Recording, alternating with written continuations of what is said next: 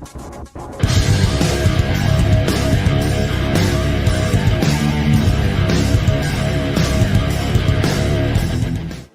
and welcome back to my kitchen. Today I'm going to be doing a slow cooker Coca-Cola chicken, starting off with 1.5 cups of a barbecue sauce. I'm using Kinder Sweet Heat barbecue sauce today, and 1 cup of Coca-Cola. And here I have 1/2 teaspoon of each garlic powder, mustard powder, and black pepper, and 1 tablespoon of minced garlic. Once those are stirred together, they get poured into the base of the crock pot.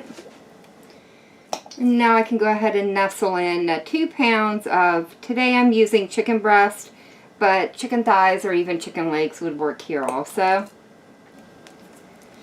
And then those are all the ingredients for the Coca-Cola chicken. I'll be cooking this on high for 2.5 to 3.5 hours, or you can cook it on low for 5 to 6 hours, or until the chicken reaches an internal temperature of 165 degrees and easily pulls apart with 2 forks.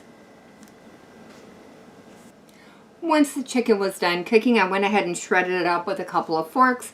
I'm serving it on top of mini brioche slider buns. This one has a little bit of coleslaw on it, and the other 2 have a little bit of Cooper Sharp. But now all I have left to do is dive in and try them out. I'm definitely picking up a little bit of the heat from the barbecue sauce. The garlic is pretty front and center, but it's not enough to take away the caramely notes from the Coca-Cola. Overall, I really like this. I think it could use like some pickled jalapenos or even some pickled banana peppers just to kind of help break up some of the flavors here. Overall, this is something I would definitely make again, but that is going to be it for me for the day. If you've enjoyed this video, leave me a comment down below. If you tried this recipe out, let me know how it turned out for you.